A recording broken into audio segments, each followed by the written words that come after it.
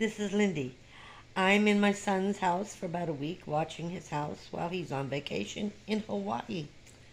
I'm jealous. Anyway, today we're going to talk about securing things in your van.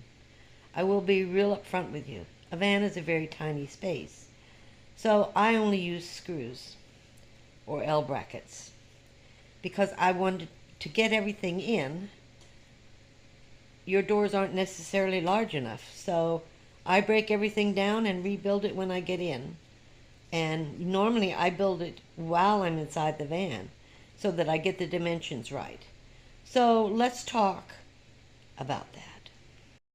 So let's look at what we have. We have L brackets.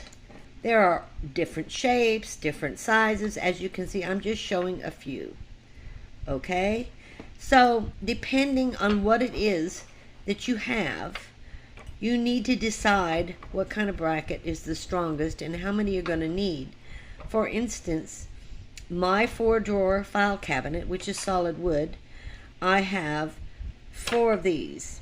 And I screwed it into the floor, and then at the top, I bungee corded it on the sides and used screws, I'll show you in a minute, to do the sides.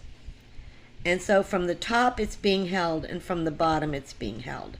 And it's been in there a year and it's pretty secure. But this allows me to unscrew these and take everything out in pieces. So these are things you really need to think about. These are not cheap. I have a whole bag of them. Because not realizing I needed to measure, I need to really think about how to attach it, I just bought them. And then I went, oh, this one doesn't work. Let me go get another one. This one doesn't work. Because they have to be strong enough. You might put them inside the cabinet, outside the cabinet. You just have so many ways of thinking about this. Now, men, I know you understand all about this. I got it. But most women do not. So this is something that you will need to look for. But first, measure and really decide what you want. These are not cheap. And you can spend hundreds of dollars just in all kinds of brackets. I'm just warning you in advance. This is something you need to think about. And what it is you're trying to attach to the van. Everything I've attached is also attached to the floor. I did not attach my floor to the van because everything heavy is going to be sitting on top of it. And it doesn't move. It's got insulation underneath. And I also painted my whole inside of my van with truck bed liner. And it keeps the metal cooler. Then I put in the insulation. So when you touch it, the metal, it's just lukewarm. If that paint was not there, that truck bed liner, it would be extremely hot to touch, and it brings in a lot of heat. So the truck bed liner I've discovered is in a black van helpful for not keeping the metal heat. It does save a little bit on heat. Not so much on cold, but a little bit on heat. Maybe cold too. Okay? Here's 4 other things that I use. You'll see these are different sizes. These are to use inside the van for bungee cords. So I might bungee cord a bench to the floor. I would put one of these in on either side of the bench. Then you have the S-hook. Now the S-hook can hang from the holes in your wall. I use it a lot. Most people cover them. I do not because I find them very useful for attaching things to my van. So I don't cover these holes. Maybe in the future I will, but right now I don't. S-hooks can hang just about anywhere. You know, even if you have a shelving unit that's metal, you can hang these.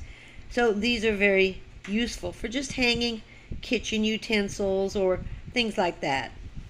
And we'll get into that because I want to show you this later on how to build a non-build van for storage.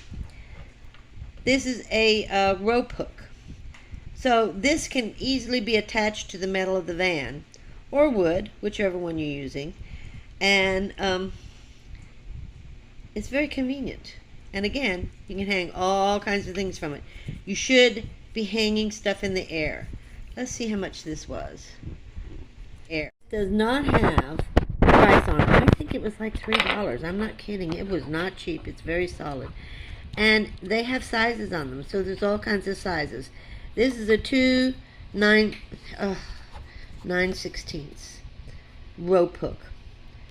Okay? And it will handle up to 175 pounds. Again, you have to look at the poundage as well. On anything you use in the van, you have to watch how many pounds it is.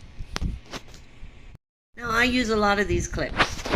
These I got at an Office Depot. I think they were like $5.99 for a package. These were at the dollar store for $1.25, 4 in a package. They no longer sell them. They sell them at the gas stations for $6.99 for the same thing I paid $1.25 for. These I use even to hold in my insulation on the roof. I clip them to the sides. Again, I don't cover all those sides, and I clip these to the sides and they snap against the roof and keep my insulation in. This does the same thing, but you can use these for other things inside your van. So they're very, very useful items, and they do help secure things, believe it or not. Another great item are carabiners. Again, they're not cheap. This was about $4. They're not cheap, but this is various sizes. I do use quite a few, again, hanging from my shelving units that are metal. They're very useful. So those are things that you can use to secure items. The other thing would be tape. Now, double-sided tape, there's all kinds of double-sided tape. This is masking tape. It comes in all kinds of colors. Then you have eternal bond tape. And that's mainly for your roof, because that is a roof tape for a house.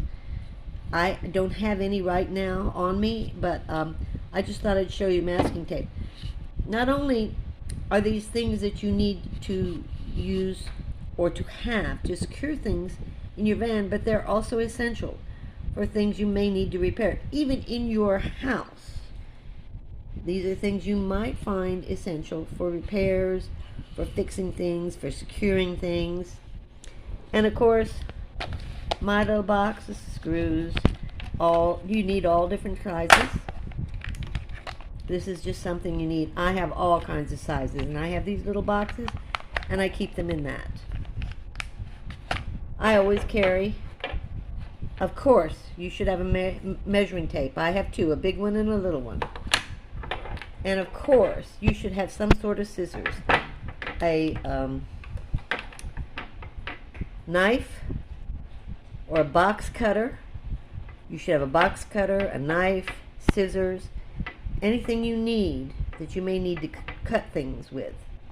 So you also need that. Now, you should definitely have a screwdriver.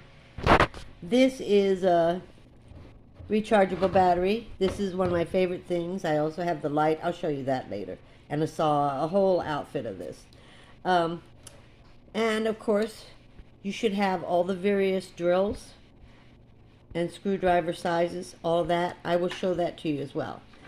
The other thing for securing items is your bungee cord and your zip ties. Always, you're going to need these. None of these are cheap. I think these were $4 or $5. The bungee cords, depending on how many you get. Now, get various sizes, but if you've run out of one size, you can knot it and make it the size you need it. So that you have a really good view.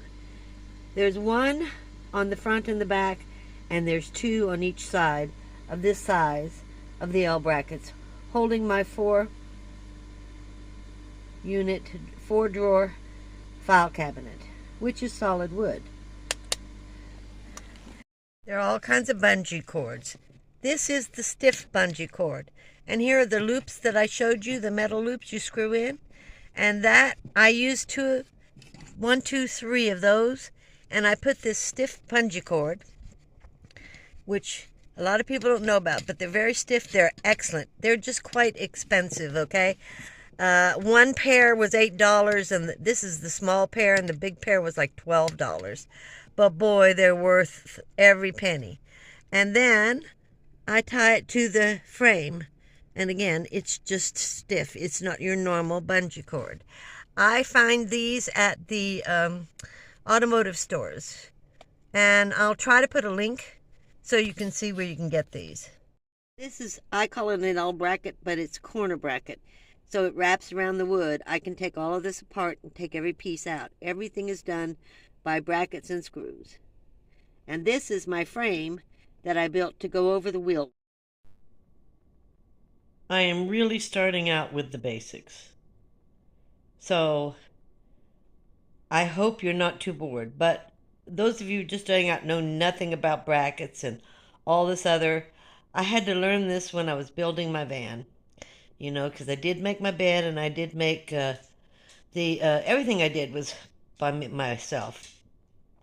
The boxes around the wheel wells. And I wished I hadn't have done the wheel wells that way and the bed a different way, but it's done, so that's all right.